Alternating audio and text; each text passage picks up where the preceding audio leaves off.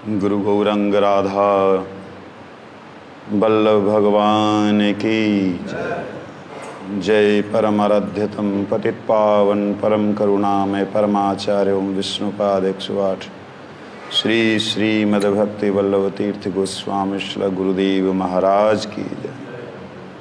जय नित्यलीला प्रविष्णु विष्णुपाद परमहंस 108 श्री श्रीमद् भक्तिदयित माधव गोस्वामी महाराज की जय। जय नित्यलीला प्रविष्णु विष्णुपाद परमहंस 108 श्री श्रीमद् भक्ति सिद्धांत सरस्वती गोस्वामी ठाकुर जगतगुरु श्रील प्रभुपाद की जय। जय श्री श्रील गौर किशोर दास बाबा जी महाराज की जय। जय श्री श्रील सच्चिदानंद भक्ति विनोद ठाकुर जी महाराज की जय। वैष्णव सार्वभौम श्री जगन्नाथ दास बाबा जी महाराज की जय। जय श्री रूपानुगुरु वर्ग वृंद की जय। श्री रूप सनातन भट्ट रघुनाथ श्रीजीव गोपाल भट्ट दास रघुनाथ छड़ गोस्वामी प्रभु की जय। सहगण स्वरूप दामोदर गोस्वामी प्रभु की जय। प्रेम से कहो चित्त श्री कृष्ण चैतन्य प्रभु नित्यानंद श्री अद्वैत गदाधर श्रीवासादि गौर भक्त वृंद की जय।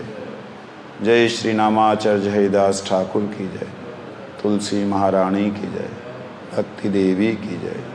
भक्ति विघ्न विनाशनकारी भक्त वत्सल भगवान श्री नरसिंह देव की जय। श्री गिरिराज गोवर्धन की जय।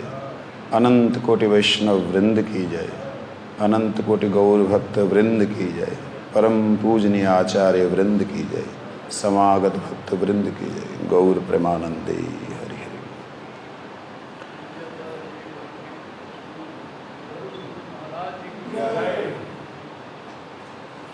गुरुवे गौरचंद्राय श्रीराधिकाये स्तदालये कृष्णाय कृष्णभक्ताय तद्भक्ताय नमो नमः। वाञ्छाकल्पतरुभ्यश्च कृपा सिन्धुभ्यैव च पतितानां पावनेभ्यो वैष्णवेभ्यो नमो नमः। श्रीकृष्ण चैतन्य प्रभु नित्यानंद श्री अद्वैत गदाधर श्रीवासादि गौर भक्त वृंद। हरे कृष्ण कृष्ण कृष्ण हरे हरे हरे राम राम राम हरे हरे। भूमौ स्वखलितपादानां भूमिरेव अवलम्बनम् त्वयि जातयपराधानां त्वमैव शरणं प्रभु त्वमैव शरणं प्रभु त्वमैव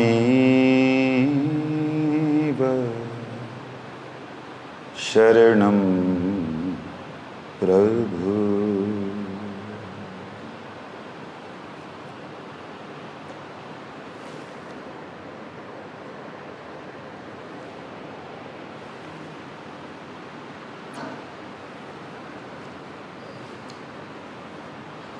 दो तीन दिन से सोच रहा हूँ मिलूंगा आपको जाके, टाइम ही नहीं मिल पाया। आज एकादशी है। बहुत बार सुना आप लोगों ने एकादशी के बारे में, ऐसे करो व्रत, ऐसे करो, ये महिमा वो महिमा। वास्तविकता में जो कुछ हमने सुना है, जितना भी सुना, 2% सुना। अभी 98% सुना ही नहीं। भगवान स्वयं कहते हैं, कृष्ण, अर्जुन इस जगत में जितनी भी शिक्षाएं हैं, जितना कुछ भी तू देख रहा है अनंत ब्रह्मांडों का, एक अंशेन स्थितः, एक अंश पे स्थित है वो। एक पाद विभूति है भगवान की, अनंत ब्रह्मांड, उसकी माया, उसकी सृष्टि, उसका रक्षण, उसका नाश, एक अंश, एक अंशेन स्थितः। और हम लोग थोड़ा बहुत कुछ बोल लेते तो ऐसे सोचते हैं हमारे जैसा कोई विद्वान ही नहीं है। थोड़ी बहुत कुछ भगवान की कृपा से कुछ अनुभूति हो जाती तो सोचते बस मैंने जो बोल दिया तो कहीं नहीं है, ये तो बस प्रकट हुआ है। अपनी बात बोल रहा हूँ, ऐसी स्थिति है। परंतु वास्तविकता में हमने कुछ भी सुना नहीं।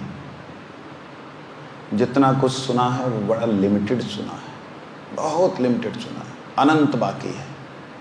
जब अनंत भगवान अनंत मुखों से अनंत भगवान के अवतारों का वर्णन नहीं कर पाते तो हम क्या बोलेंगे। जब श्री राधा रानी अपने असमर्थता महसूस कर रही हैं, बोल रही हैं, तुंडे तांडव विनुते तुंडावली लब्धे, कि मैं ये दो अक्षर जो है ना, कहते कौन से दो अक्षर, अरे रुक तो सही, ये बोल नहीं पा रही, इतनी बातें बोल रही हैं कि क्या नहीं बोल पा रही। अरे वो जो दो वर्ण है ना, कौन से दो वर्ण, क्या बोलूं, वो आने से पहले जिह्वा फड़फड़ा उठती है कि अकेली मैं क्या करूंगी इस दो अक्षरों का। करोड़ों जिह्वाओं की लालसा जगती है। अब वो करोड़ों जिह्वाएं जब उसको एक नाम को धारण करने की कोशिश करती हैं फड़फड़ाती हुई,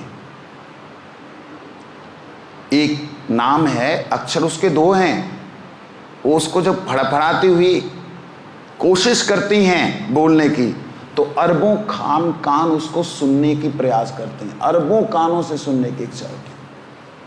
हम लोग बड़ा जानते हैं, बहुत कुछ बोलते हैं। राधा रानी असमर्थता दिखला रही हैं। तो इसलिए भगवान की कृपा से मैं जैव धर्म का पाठ नित्य प्रति कर रहा हूँ। यहाँ हरिवासर व्रत के बारे में हमारे सामने ग्रंथ है, उसको प्रणाम है। अक्सर गुरुदेव अपने मठ से भी एक बुक निकली थी, हरिवासर व्रत कथा, तो उसके लिए गुरुदेव ने बोला, हमारे गुरुजी का इच्छा नहीं था, लेकिन बाद में उनके गुरु भाई ने निकाला और फिर उसको पढ़ते भी थे। ऐसा नहीं कि अपमान किया उन्होंने, अनादर किया, ऐसा नहीं। ये बताते थे कि इसमें ये लिखा है, इसमें ये है, लेकिन हमारा लक्ष्य ये नहीं है। ऐसे करके गुरुजी ऋषियों का सम्मान किया। ऐसा नहीं कि हम इसको नहीं मानते, हम लोग यही नहीं चाहते हैं, हमारा जो भक्ति है। चरित्र गुरुजी ने 2 या 3 चरित्र उनके वो थे, मैं कहूँगा पेटेंट थे एकादशी के लिए। अम्बरीश महाराज का चरित्र सुनाएंगे, 2-3 चरित्र। तो हम लोग, आज मेरे एक दिमाग में आते आते एक बात आई कि हम लोग जब गुरुदेव की जय बोलते हैं, रिसेंटली मैंने कहाँ जय दी मुझे याद नहीं है, मैंने गुरुदेव की जय देने में कुछ इस तरीके से दी, परम आराध्यतम पतित पावन गुरुदेव परम करुणामय 108 श्री श्रीमद् भक्ति वल्लभ तीर्थ गोस्वामी महाराज की जय, ऐसे मैंने दी। गुरुदेव मैंने पहले बोला, वहाँ के लोग मेरे विरोधी हो गए। अरे आपने गुरुजी को गुरुदेव ने कहा। मैंने कहा भाई मुझे एक बात बताओ, मैं अपने गुरुजी से, आप अपने गुरुजी से, मीन्स हमारे एक ही हैं गुरु भाई, क्या आप और मैं अपने गुरुजी से, गुरुजी जैसा अपने गुरुदेव से प्रेम करते थे उससे ज़्यादा प्रेम करते हैं? ध्यान देना मेरी बात पे। गुरु जी जैसा अपने गुरुदेव को सम्मान करते थे, क्या उतना हम करते हैं अपने गुरु जी से? गुरु जी जैसा प्रेम समर्पण अपने गुरुदेव जी के लिए किया, क्या ऐसा हमने किया? गुरुदेव ने अपने गुरु जी के लिए, अपने परम गुरुदेव प्रभुपाद जी के लिए, जहां गौर किशोरदास बाबा जी महाराज जी के लिए कैसे बोला? परम आराध्यतम पतित पावन परम करुणामय नित्य लीलाप विष्णु विष्णुपाद परमहंस परिवर्जिकाचार्य त्रिदंडी स्वामी 108 श्री श्रीमद भक्तिदयित माधव गोस्वामी महाराज की। वो कैसे दे रहे जाए? हमें नकल करनी भी नहीं आती। हम अगर गुरुदेव नहीं लगाएंगे तो हमारा मधुसूदन महाराज का विरोध हो जाएगा। ये तक गुरु जी ने गुरु जी भी नहीं कहता। मूर्खता की हद होती है। ये शुरू किया किन्होंने? ये प्रभु जी लोगों ने, 2-4 लोगों ने। विशंबर प्रभु हो गए, मास्टर जी हो गए, ये पंजाब के 2-4 लोगों ने। ऐसे ही मेरे लिए कुछ एक बात उठी, ये हरि बोल बोलता है एक बार, दूसरी बार जय जय श्री राधे बोलता है। 2 बार हरि बोल क्यों नहीं बोलता? हमारे गुरु जी ने ऐसे किया। ये भी जलंधर से शुरू हुआ। पहले अपने मठों में, किसी भी मठ में हाथ खड़े करके हरि बोल नहीं बोलते थे, इसलिए कि महाप्रभु ने हाथ खड़े करके हरि बोल बोला, हम उनका अभिनय नहीं करें। लेकिन जलंधर में 45 साल पहले, 40 साल पहले की बात है, पंडित धर्मपाल जी, उन्होंने इसको शुरू किया था, हरि बोल। क्योंकि वहाँ पे जय जय श्री राधे होता है वृंदावन में, तो इन्होंने कहा कि हरि बोल दी तो नहीं शुरू करी। तो हरि बोल की धुनी एक बार हुई, लोगों ने खड़ा नहीं किया, कहते देखो द्रौपदी ने खड़े किए थे, खड़े करके बोलो हाथ। फिर 2 बार शुरू हो गई। तो कई एक चीज़ें जो हैं हमारी साथ में जोड़ी हैं या जुड़ी हैं, तो उसको तोड़ना नहीं है कहने का मतलब। लेकिन अगर कोई उसको उस तरीके से नहीं करता है तो उसका विरोध भी नहीं करना चाहिए। ये मैं आप लोगों को कहना चाहता हूँ, इवन के सावधान करना चाहता हूँ। ये करना गलत है। क्योंकि गुरु जी को मैंने देखा, गुरु महाराज जी गोवर्धन में आए, जहाँ गुरु जी गोकुल महावन में आए, गुरुदेव की बड़ी इच्छा होती थी ब्रज के भजन सुनने की। हमारे कुलदीप जी ने भानामल धर्मशाला में, भानामल धर्मशाला, कुंदलनाथ जैन धर्मशाला में मैं गाने लगा था, छोटी सी किशोरी मेरे अंगना में डोले रे, पायों में पायली हवा के। हमारे पूज्यपाद भूपेंद्र प्रभु जी ने एक नहीं करें जैसे उन्होंने डांटा, मैंने साथ साथ कीर्तन शुरू कर दे, गोविंद जय जय गोपाल जय जय, कि पब्लिक को उन्होंने सही डांटा। अगर वो नहीं डांटते तो आज गौड़ीय कीर्तन अपने मठ में से उठ गए होते। आज भक्ति विनोद ठाकुर जी के जो पूर्ण शरणागतिमय कीर्तन है, नरोत्तम ठाकुर के कीर्तन है, वो खत्म, मतलब गाने ही बंद हो गए होते। उसके बाद ये लोग गुरु जी के पास गए। स्वामी जी भी थे हमारे, कि गुरु जी आप मना कर दो, आप मना कर दोगे तो नहीं गाएगा। इन सबको फुल कॉन्फिडेंस है, गुरु जी अगर बोल देंगे तो भगवान दास नहीं करेगा पूरा विश्वास है। गुरु जी के पास गए, वो तो ब्रजवासी है। नहीं महाराज, अगर आप बोल देंगे ना तो वो तो ब्रजवासी होगा। मतलब आप लोग बोल रहे हैं तो गुरुजी बोल रहे हैं कि ठीक है उसको। लेकिन जब ब्रज में जाते गुरुजी, सब वैष्णव लोग जहाँ से भी, भटिंडा से भी जाते थे, सभी तो नहीं जाते थे कि नेक्स्ट प्रोग्राम यहीं पे होता था, महावन से सीधा यहीं आते थे। तो कुछ लोग जाते थे, ध्यान होगा गुरुजी के सामने ब्रजवासी लोग अलग अलग जो भी उनके हृदय के भाव होते थे, ब्रज के कीर्तन होते थे, बड़े ध्यान से सुनते थे।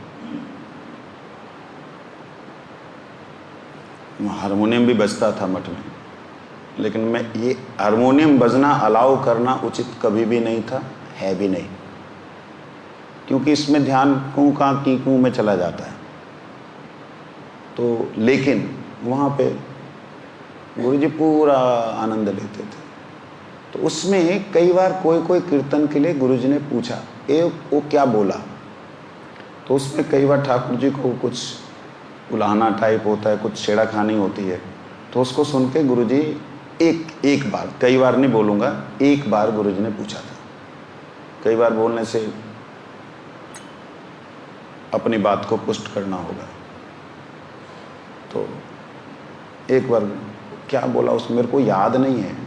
तो उसमें ठाकुर जी को कुछ छेड़ाखानी है, कुछ जैसे हल्की सी गाली भी है और उसमें कुछ ऐसा था। गुरु खिलखिला के हंस पड़े, वो तो ब्रजवासी लोग हैं ना, ऐसे ही बोलते हैं। तो कहने का मेरा भाव, कई बार हम लोग देखते हैं कि जो हम बोलते आ रहे हैं वैसा दूसरे ने नहीं बोला, वो कोशिश करनी चाहिए। अगर आप ये सोचें हमारा अधिकार नहीं है, हम नहीं बोलेंगे, तो दुहार नहीं दोगे, पीछे बोलोगे नहीं, उस कीर्तन में आनंद नहीं आएगा, है ना। तो ऐसी कई बातें, जैसे वो है ना, क्या बोलते हैं, मेरी मटकी में मार दिया ठेला ना, और कुछ था ना जो गाते महाराज जी, तेरे नहीं मारे, यही है यही। तो हमारे कुछ वैष्णव लोग गाते ही नहीं थे पीछे, तो उन्होंने पूछा गुरु जी से, गुरु कहते वो तो लीला तो है, मतलब लीला तो है, हमारा अधिकार नहीं, ठीक है नहीं है तो क्या करेंगे, लीला तो है भगवान की। तो कहने का अभिप्राय, भगवान की अनंत लीला है, अनंत लीला में से हमने जितना सुना वही नहीं है, हमने जितना समझा उतना ही नहीं है, जहाँ जिसने जितना समझा उतना ही नहीं है। हाँ, निश्चित रूप से कहूँगा, अगर कोई सिद्धांत के विरुद्ध बात करता है उसको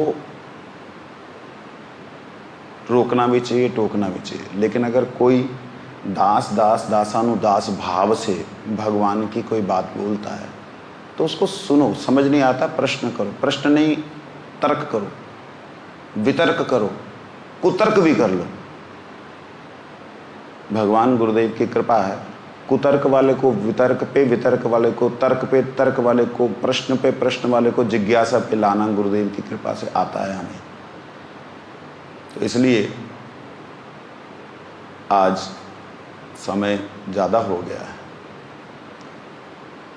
जैव धर्म जी को स्पर्श करूं या हरिवासर व्रत को स्पर्श करूं, क्या करूं स्वामी जी?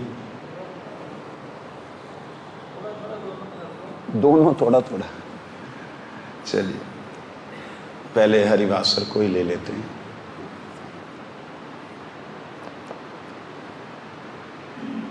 इंदिरा एकादशी उपवास। युधिष्ठिर महाराज ने कहा, हे मधुसूदन, आश्विन मास की कृष्ण पक्ष एकादशी का नाम क्या है, कृपा पूर्वक वर्णन करें। एक प्रश्न मेरे से किसी ने किया था कि महाराज जी एकादशी व्रत जो है उसकी नित्यता है कि नहीं, एकादशी व्रत नित्य है कि नहीं।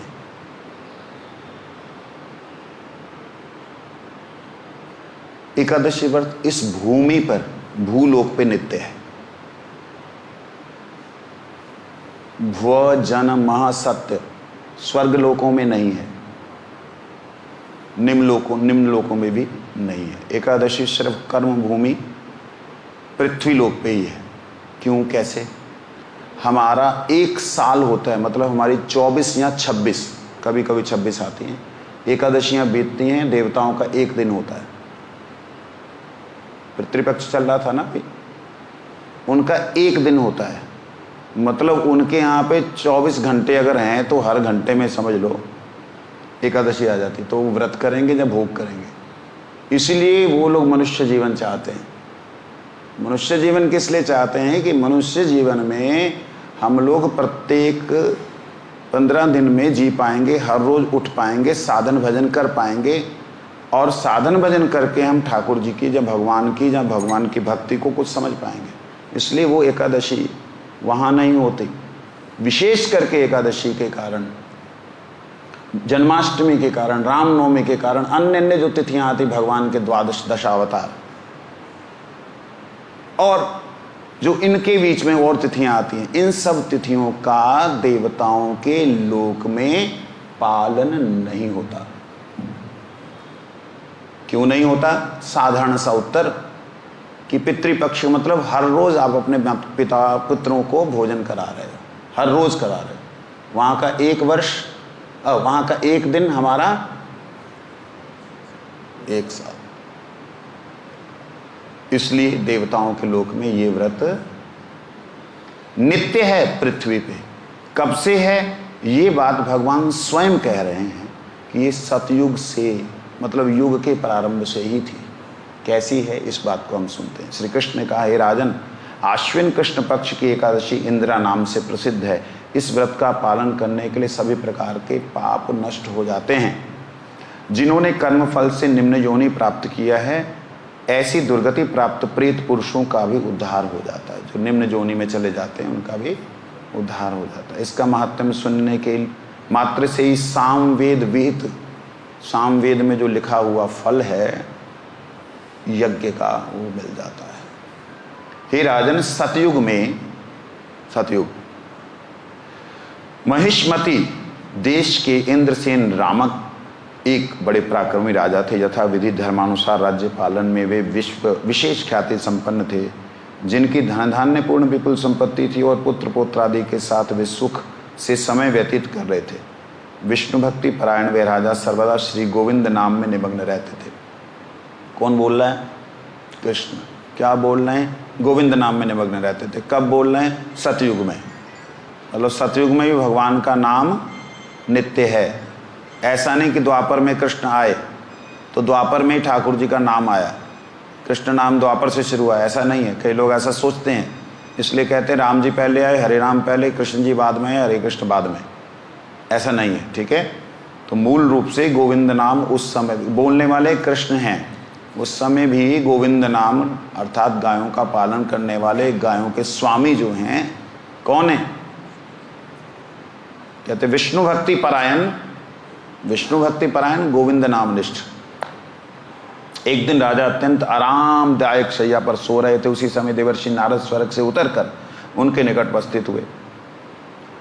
स्वर्ग से उतर के देवर्षि नारद स्वर्ग में रहते हैं, तो स्वर्ग क्यों बोला? ध्यान देना इस बात को भी। सा मतलब वो, वर्ग मतलब एक वर्ग, दूसरा वर्ग, तीसरा वर्ग, चौथा वर्ग। वो वर्ग उत्तर साइड में जो रहने वाले जितने भी लोग हैं उन्हें सवर्ग कहा जा सकता है, स्वर्ग कहा जा सकता है। हम स्वर्ग जो सोचते हैं ना, 7 लोक, उनसे ऊपर वालों को भी सवर्ग, उस वर्ग के अंतर्गत ब्रह्मांड के अंदर, और उस वर्ग से बाहर दूसरे वर्ग के अंतर्गत उसको भी कई जगह उपनिषदों में सवर्ग कहा, स्वर्ग कहा है। तो यहां पे स्वर्ग का मतलब इंद्रलोक से नहीं आए कि वहां पे नारायण जहां वहां देवर्षि नारद जो है देवताओं की पूजा कर रहे हैं ना। देव ऋषि तो हैं, लेकिन देवर्षि नारद जी जो हैं वो देवलोक के उपभोक्ता नहीं है। तो भगवान नारायण के वैकुंठ में नित्य विराजमान रहते हैं। केदार बद्री में जा करके देखो, नित्य वहाँ विराजमान है, वहाँ वैकुंठ में विराजमान है, यहाँ पृथ्वी पे ऐसे। तो स्वर्ग से आने का मतलब वैकुंठ से आना, ठीक। उनका दर्शन कर राजा ने उठकर मुनिवर को सहर्ष श्रद्धापूर्वक दंडवत प्रणाम किया। पाद्य आचमन, आरती, माल्यार्पण, षोडश उपचार से विधि पूर्वक पूजा, स्तव, स्तुति, वंदना और उत्तम आसन पर बैठाया। जब कोई भगवत परिकर पार्षद या अवतार अवतीर्ण होता है तो उनकी ये सेवा होती है। जैसे मंदिर में ठाकुर जी अवतीर्ण हैं, उनको पुनः इस प्रकार से जब बुलाया जाता, आह्वान किया जाता है, ये सारे के सारे षोडशोपचार से उनकी वंदना, पूजा, अर्चना करनी चाहिए। हाथ जोड़कर कहने लगे, मुनिवर आपके दर्शन मात्र से मुझे नाना यज्ञों का फल, संत दरस को चालिए त्यज माया अभिमान, ज्यों ज्यों पग आगे धरे कोटिन यज्ञ समान। अर्थ क्या हुआ? संत के शरण में जाओ, उनको दर्शन करने से करोड़ों यज्ञों का फल मिल जाता है। क्या है करोड़ों यज्ञों का फल? यज्ञों का फल स्वर्ग, सत्यलोक तक। करोड़ों यज्ञों को करने पर भी जो फल प्राप्त नहीं होता वो वैष्णव दर्शन से हो जाता है। क्योंकि उत्तम वैष्णव के दर्शन करने से क्या होता है? हृदय से नारायण हरि कृष्ण गोविंद ये उच्चारण होता है हृदय से। एक दूसरे को देखने हरे कृष्णा ये नहीं है उत्तम वैष्णव के लक्षण। कह ये एक दे देख नाल हरे कृष्णा निकल जाता, वो नहीं। श्रील गुरु महाराज जी एक बार, मेरे को जलंधर की बात याद आ रही है, वो भगत सिंह चौक के पास में परिक्रमा में जा रहे, मतलब कीर्तन करते हुए जा रहे थे, तो मठ से निकले प्रताप बाग के पास में भगत सिंह चौक। वहाँ पे ना दो लड़के वो कहते आधे पंडित रू की हुई वो नचता पिया ही देखी। दूसरा कहता ओए वो देखता से किदां दी लश्कारे मारन दिया चेहरा। वो जो मजाक में बोल रहा था वो भी हाथ जोड़ के खड़ा हो गया। वो यही होंगे या संत। मैं सुन रहा था, मेरे रोंगटे अभी खड़े होते हैं इस बात को याद करते। जो एक नास्तिक व्यक्ति के हृदय में भी भक्ति की छाया, भक्ति का आभास प्रकट कर दे, वही उत्तम वैष्णव है। नारद गोस्वामी को देख करके तो स्वाभाविक होना चाहिए, तो नारद गोस्वामी के दर्शन मात्र से करोड़ों यज्ञों के फल से कभी भी भगवान की भक्ति नहीं मिल सकती। तो करोड़ों यज्ञों का फल बोलने का क्या अभिप्राय हुआ? इसमें वह यज्ञ भी आ गया जो यज्ञ भगवान ने गीता में कहा है। कौन सा यज्ञ? यज्ञानाम जप यज्ञस्मि, यज्ञों में सर्वश्रेष्ठ जो यज्ञ है मेरे मंत्रों का, मेरे नाम का जप है। तो यज्ञों में श्रेष्ठ यज्ञ कौन सा है? जप। वो जप यज्ञ जो है वो मैं ही हूं, अर्थात भगवान के नाम का जप करने वाले जो वैष्णव गण हैं, जब नित्य निरंतर 24 घंटे भगवान के श्वास श्वास में भी धड़कन की हर धड़कन पे जब उनका नाम गोविंद के साथ में जुड़ जाता है, ऐसे उत्तम वैष्णवों को देखने से वो यज्ञ जो करोड़ों यज्ञों से भी प्राप्त नहीं होता, वह यज्ञ जिसके लिए स्वयं भगवान कहते मैं यज्ञ हूं, और भगवान कहते हैं अहम ही सर्व यज्ञानाम भोक्ता च प्रभुरेव च, मैं ही सभी यज्ञों का मालिक, भोक्ता और प्रभु हूं। इतना बोलने पे भी संतुष्टि नहीं हुई। कहते सभी यज्ञों में से जप यज्ञ श्रेष्ठ है और वो जप यज्ञ मैं ही हूं। और बोल, तो यज्ञ भी एक बहुत श्रेष्ठ कर्म है। हम लोग जो हमारे भक्ति सिद्धांत सरस्वती गोस्वामी ठाकुर जी ने यज्ञ किया, कैसे यज्ञ किया? हरिनाम यज्ञ है ना, शतकोटि नाम यज्ञ। केवल नाम यज्ञ हरिनाम ही नहीं किया, यज्ञ भी किया। उसकी आहुतियां होती हैं, लेकिन वो आहुतियां मंत्र के द्वारा। क्यों? ये दिखलाने के लिए कि कलयुग में नाम यज्ञ ही सर्वश्रेष्ठ यज्ञ है। तो जब ऐसे वैष्णव, एलिवेटेड वैष्णव जो हैं, वो अतीन्द्रिय जो वैष्णव हैं, जो इस संसार में अवतीर्ण होते हैं, उनके दर्शन मात्र से हृदय गदगद हो जाता है। परम गुरुदेव को याद करते हुए मेरे बातें कई याद आती हैं, प्रसंग में थोड़ा सा लाना मजबूरी है, नहीं तो मेरी आदत है कि जो प्रसंग चल रहा है उसी को ही सिर्फ बोला जाए। कई बार पुष्ट करने के लिए लाना पड़ता है। परम गुरुदेव की लीला को याद करते हुए जलंधर के कई बुजुर्गों ने, जब हम लोग छोटे छोटे थे तो वो हैंडबिल जो होते ना वो देने के लिए जाते हैं, तो कई लोग पूछते थे आजकल वो नहीं आते बाबा जी थोड़े हरी बोल वाले दे किहड़े? वो कहते बड़े लंबे ਜਿਹੇ ਹੁੰਦੇ ਸੀਗੇ, वो ਜਦੋਂ हथ ਚੱਕਦੇ ਸੀ ना इदां लगता ਸੀ आसमान उन्होंने हिसाब नाल ही चली जाता है। वो नहीं बोल रहा है, शास्त्र में ये कहा है कि उनके हाथ उठाने से दिशाएं पवित्र हो जाती हैं, उनके नाम उच्चारण मात्र से जो है शब्द जो है वो पवित्र हो जाता है, उनके चलन से वायु पवित्र हो जाती है, उनके आगे बढ़ने से धरती पवित्र हो जाती है। वो 10 दिशाओं को पवित्र करते हुए चलने वाले नारद गोस्वामी या श्री राधा जी और गोविंद जी के नित्य परिकर, वो जब इस धरातल पे आते तो सोचो उन उत्तम वैष्णव के दर्शन करने के बाद कोई यज्ञ बचा तो कोटिन यज्ञ समान। यहाँ जो कहा कि नाना प्रकार के यज्ञों का फल प्राप्त हुआ, अपने आगमन का कारण बताकर मुझे कृतार्थ करें, आप क्यों आए मुझे बताइए। देवर्षि ने कहा समय हो गया है। देवर्षि ने कहा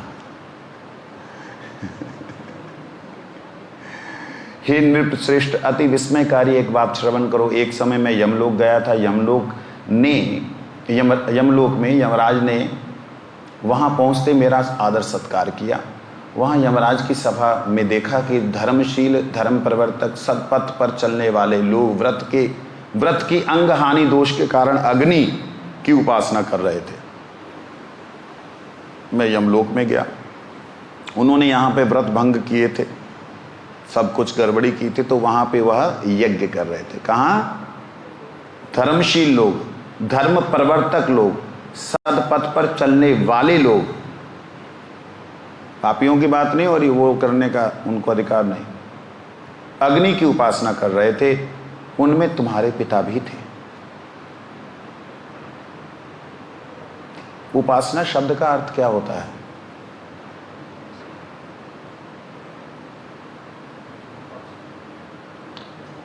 बताओ तो सही। उपासना शब्द का अर्थ, उपवास का अर्थ गुरुजी ने बहुत बार किया, आप में से कोई बताए। उप मतलब नजदीक, वास मतलब रहना। किसके नजदीक? उपावृतत पापेभ्यो युक्ते वास गुणेन सह।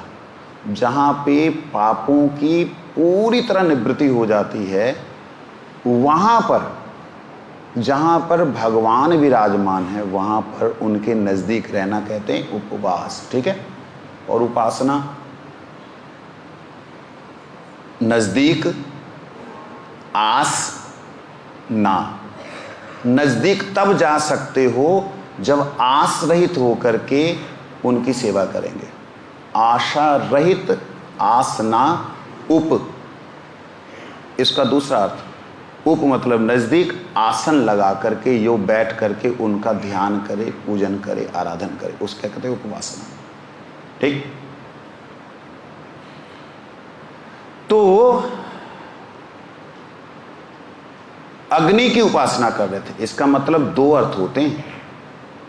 पहला अर्थ अग्नि के द्वारा तप रहे थे कि हमने गलती की, लेकिन वो तप नहीं रहे हैं क्योंकि उन्होंने व्रत किया था, व्रत में दोष किया था।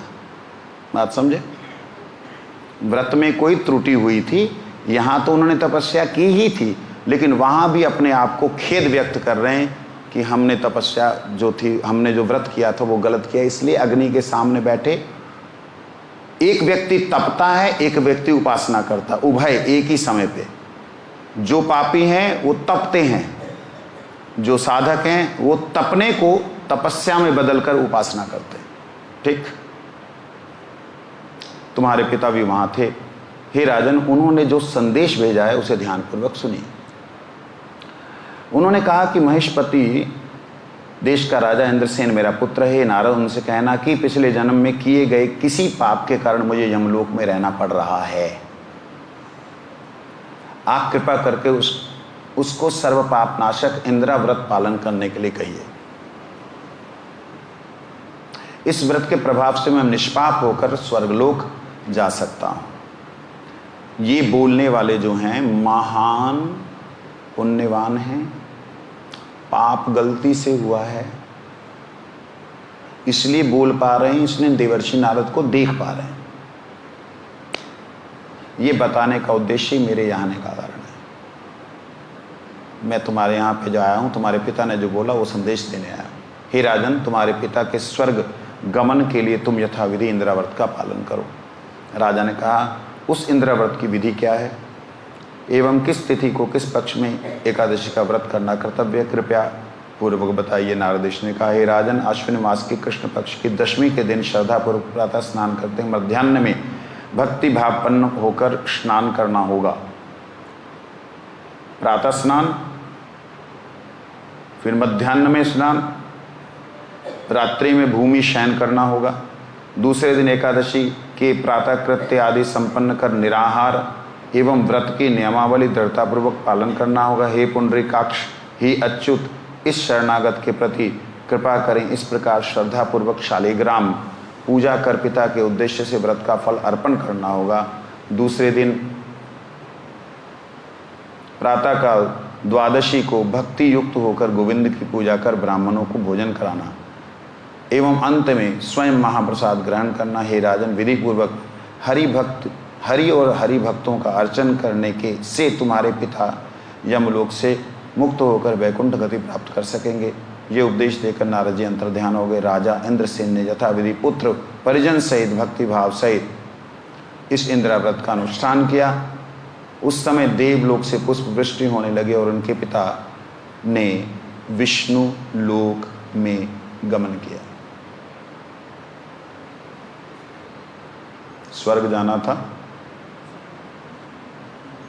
राजर्षि इंद्रसेन भी बाद में अपने पुत्र को राज्य सौंप कर स्वयं विष्णु लोक चले गए।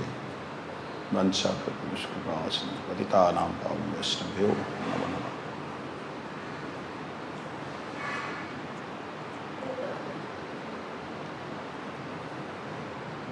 हम लोग श्रवण कर रहे हैं जैव धर्म, जिसमें कल एक प्रश्न किया था न्याय रत्न ने कि ठीक है, आप लोग देवी देवताओं का प्रसाद इसलिए नहीं लेते कि योग साधना में ये नियम है कि योगी जो है वो किसी के हाथ की कोई भी चीज़ बनी हुई ना खाए। सैकड़ों तरह के पकवान बनाने वाले के हाथों से भी ना खाए, किसी के द्वारा बना हुआ बढ़िया से बढ़िया लजीज भोजन ना करे। जो योगी है, जो योग चाहता है, भगवान से मिलना चाहता है, क्या करेंगे? वृंदावन जाके तो खा ही सकते हैं, वहाँ तो प्याज लहसुन बनता ही नहीं। वहाँ तो दही वल्ले बड़े बढ़िया मिलते, रबड़ी बड़ी बढ़िया मिलते। जो भगवान को भोग लग सकता है उसे ले सकते हैं, लेकिन विशेष रूप से अन्य देवी देवताओं को जहाँ पे कामना युक्त हो करके भोग लगाया जा रहा है, या जो उन देवी देवताओं के नित्य स्वरूप को मानता ही नहीं है, उनकी नित्यता तो को स्वीकार ही नहीं करता, जो भगवान विष्णु को नित्य मानता नहीं, कृष्ण को नित्य धाम उनका है ऐसा स्वीकार ही नहीं करता, ऐसे व्यक्ति के द्वारा बहुत बड़ा यज्ञ अनुष्ठान किया गया हो, भागवत पाठ किया गया हो, भागवत में से भागवत पाठ का भी प्रसाद अगर दिया जा रहा, मैं तो ये कहूँगा उसे भी नहीं लेना चाहिए, क्योंकि वो भी उसका ढोंग और नाटक है। देवी देवताओं की तो बात तो छोड़ ही दीजिए, लेकिन वहाँ अपमान करेंगे क्या, तो करना क्या है, कैसा कर्तव्य होना चाहिए, वैष्णव का एटिकेट्स, उनका सभ्याचार शिष्टाचार क्या है, आप बड़ी श्रद्धा से हाँ बहुत बढ़िया ले लीजिए, ले करके उनके सामने हाथ में रख लीजिए, बड़े प्रेम से श्रद्धा के साथ किसी भी व्यक्ति को आप प्रसाद दे दीजिए। अन्यथा आपने कल तक श्रवण किया था, भगवान जी को अगर भोग लगा है, वो भोग भगवान जी को अर्पण करने के बाद गुरु जी को अर्पण करने से पहले, भगवान जी को अर्पण करने के बाद गुरु जी को अर्पण करने से पहले, क्योंकि 2 थालियां भोग लगता है अक्सर सभी जगह, यहाँ भी 2 ही लगती हैं, तो उनको आप शिवादि देव वृंद को दे सकते हैं। जैसे गोकुल महावन में हमारे होता है, शिव जी हैं, पार्वती जी हैं, गणपति जी हैं, कार्तिकेय हैं और हनुमान जी। उन्होंने ही राधा गोकुलानंद जी को बुलाया अपने सेवक के हृदय में प्रेरणा देके। तो राधा गोकुलानंद जी का प्रसाद जो है नंद यशोदा मैया को राधा गोकुलानंद जी का प्रसाद जो है वो अपने गोपियाँ और उन सबको अर्पण होता है। गोपियाँ हो गई, मंजरियाँ हो गई, किंकरियाँ हो गई, गुरु वर्ग हो गए, वृंदा देवी हो गई, उनको अर्पण होता है। और कृष्ण बलदेव का जो प्रसाद है वो इधर हमारे क्या नाम शिव जी के पास आता है, और महाप्रभु का प्रसाद जितने उनके परिकर हैं, गुरुजन हैं, उनके पास आता है। इस प्रकार से 3 भाग विभाग होते हैं। समझ लगी? कल भी समझाया था। तो वह प्रसाद आप लेना कर्तव्य है, नहीं लोगे तो गुरु अपराध है, गुरु अवज्ञा रूपी अपराध है। क्योंकि जितने भी देवी देवता हैं सारे अन्य व्यतिरेक भाव से, अनुकूल और प्रतिकूल रूप से भगवान कृष्ण की ही आराधना करते हैं। लेकिन स्पेशल आपको जाकर के लगाने की जरूरत नहीं है कि अब देवियाँ का टाइम आ गया, चलो हम देवियाँ नू पूज लीए, बड़े दिन हो गए नहीं पूजे, चलो आप जाके ठाकुर जी का प्रसाद भोग लगा के देवी नू दे के खा लवांगे। ये स्पेशल करने की कोई ज़रूरत नहीं। जहाँ व्यवस्थित हैं शुरू से वहाँ पे ऐसी व्यवस्था चलती है। जहाँ कोई ऐसा हनुमान जी का मंदिर है, स्पेशली हनुमान जी का मंदिर है, वहाँ श्री राम जी को, राम जी भी विराजमान है। जैसे हनुमानगढ़ी हम लोग जाते हैं, हनुमानगढ़ी, वहाँ का प्रसाद गुरु जी के पास आया जब गुरु जी इलाहाबाद में थे। हमारे यहाँ हनुमानगढ़ी गए थे। हनुमानगढ़ी, अच्छा, तो ये प्रसाद है। वहाँ गुरु जी ने लिया, उस प्रसाद को बड़ी श्रद्धा से पाया। और वहाँ तो हनुमान जी को भोग लगता है ना, उनके पीछे हनुमान जी के श्री राम लक्ष्मण जानकी विराजमान है। वहाँ जो भोग लगता है भगवान को दृष्टिपात करा के तब भोग लगता है। सीता जी दे रही इस भाव से भोग लगता है। समझे नहीं? तो वैष्णवों के यहाँ पे सिस्टम ही अलग है। तो वैष्णव लोग वास्तविकता में देवी देवताओं को प्रसन्न करते हैं। ये बात उसकी समझ में आ गई कि हाँ भाई यही लोग हैं जो ठीक ढंग से कहते। ठीक है, आप लोग जब लेते ही नहीं तो फिर आप विरोध क्यों करते हो? किसका विरोध करते हैं भाई? कहते शास्त्रों में लिखा है पशुवध करना, बलि देना, उसका आप क्यों विरोध कर? आपने तो खाना ही नहीं, तो उसका विरोध क्यों करते? न्याय रत्न कहते अच्छा ये तो समझ गया जो आपने बोला, किंतु आप लोग शास्त्र सम्मत यज्ञ में पशु वध का विरोध क्यों करते हैं? वैष्णवदास जी कैसे? पशुओं का वध करना शास्त्रों का उद्देश्य नहीं है। वेद में मां हिंसात सर्वाणि भूतानि, मां हिंसात सर्वाणि भूतानि, सर्वभूतों के प्रति हिंसा भाव को त्याग दीजिए, मत कीजिए। इस मंत्र के द्वारा पशु हिंसा का निषेध किया गया है। मानव स्वभाव जब तक तामसिक और राजसिक रहता है तब तक मनुष्य स्वभावता स्त्री संग, विषय संग, पुरुष संग, मांस भक्षण और मद्यपान में आसक्त रहते हैं। पंचमकार उसमें ये आता है, 3 मकार तो यही है, मद्य, मांस और मैथुन। मनुष्यों को उपरोक्त कार्यों में प्रवृत्त कराना वेदों का उद्देश्य नहीं, बल्कि उनका उद्देश्य तो उन्हें उन कार्यों से निवृत्त कराना है। उपरोक्त प्रकार के उत्श्रृंखल प्रवृत्तियों का क्रमशः दमन करने के लिए वेदों में मद्य, मांस और मैथुन की व्यवस्था दी गई है। जैसे निरंतर पशुवध करके मांस भक्षण करने वालों के लिए केवल यज्ञ के समय ही मांस भक्षण की व्यवस्था, विशेष विशेष अवसरों पर विशेष विशेष क्रियाओं में मद्यपान की व्यवस्था, इन व्यवस्थाओं का विधि पूर्वक पालन करने से मनुष्यों की कुप्रवृत्तियां क्रमशः संकुचित होते होते अंत में संपूर्ण रूप से निवृत्त हो जाती हैं। वेदों में पशुओं के वध करने की आज्ञा नहीं दी गई, बल्कि उनका तात्पर्य इन शब्दों में देखिए। अब ऊपर की जो बात कही उसको थोड़ा समझने की बात है। वेदों में कहीं कहीं बलि का विधान है। मैंने वाल्मीकि रामायण में पढ़ा,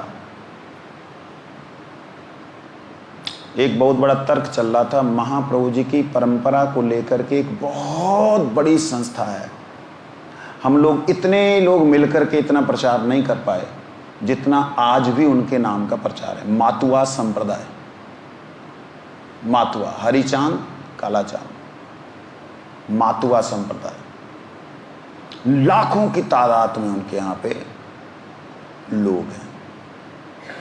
वो जिस तरफ जाएंगे वोट उधर चली जाएगी, इसलिए नरेंद्र मोदी जी भी वहां गए, अमित शाह भी वहां गया, और ये जो दीदी है, क्या नाम, ममता दीदी, वो भी वहां गई। सभी वहां जाके उनको अपना अपना, उस मातुआ संप्रदाय के लोगों ने महाप्रभु जी के नाम से, नित्यानंद जी के नाम से, हरिदास जी के नाम से बहुत अपवाद फैलाया था। आज आखिरी दिन है यहाँ पे, इसलिए मैं 2-4 मिनट आपके एक्स्ट्रा ले रहा हूँ।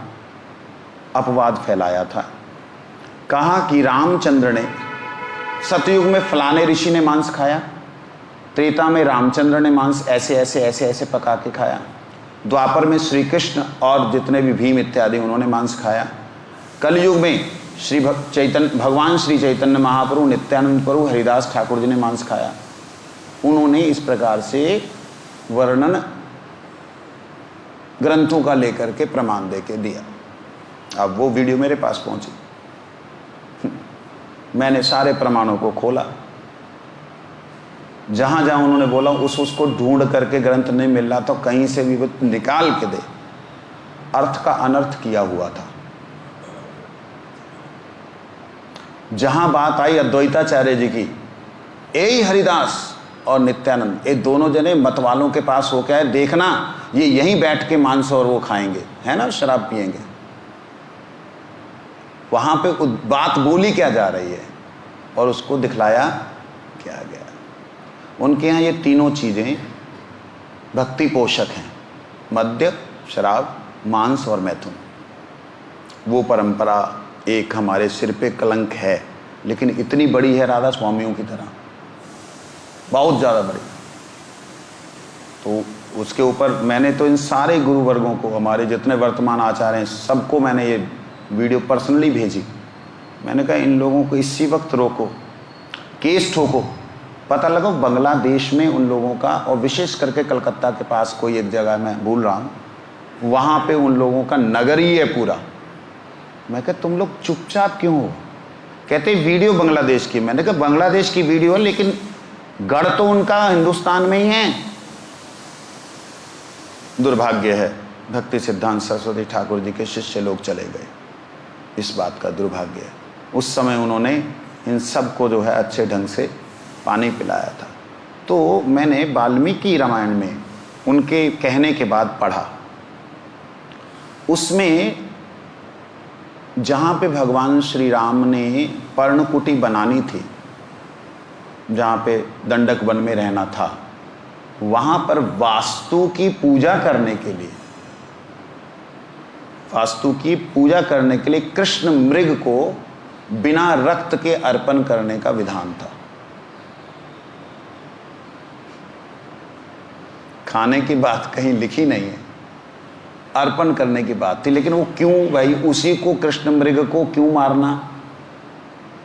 क्योंकि वहां के जो यक्ष, किन्नर, यक्ष, राक्षस इत्यादि गण हैं, जो उस भूमि की रक्षा करते हैं, जहाँ भूमि के मालिक हैं, उनको उनके अनुसार भोजन देके उनको छुट्टी करानी होती है। एक विधि है। जैसे आपने ये बगल वाली जगह ली, जिसकी जगह थी उसको आपने कुछ दिया, तो उस समय में ये बलि इत्यादि विधि थी, एक नियम था। तो वो नियम सात्विक लोगों के लिए नहीं था, राजसिक लोगों के लिए था, तामसिक लोगों के लिए था। सात्विक लोगों के लिए वो नियम नहीं था। जो हो, तो वहाँ पर वो एक विधान है, वो उन्होंने अर्पण किया, यज्ञ किया, भगवान श्री राम ने स्वयं यज्ञ किया। तो इस प्रकार की जो बातें हैं, जो वेदों में हैं, उसको लेकर के यहाँ पे बात कही गई है। भक्ति विनोद ठाकुर जी ने भी इसका उल्लेख वैष्णव दास जी के नाम से जो किया है, वो यही कहा है कि उपरोक्त प्रकार के उत्सृंखल प्रवृत्तियों को दमन करने के लिए वेदों में मद्य, मांस और मैथुन की व्यवस्था दी गई। मतलब वेदों में है व्यवस्था। कैसे लोगों के लिए? जो महातामसिक है, घोर तामसिक है, उनको एक सिस्टम से उठाने के लिए।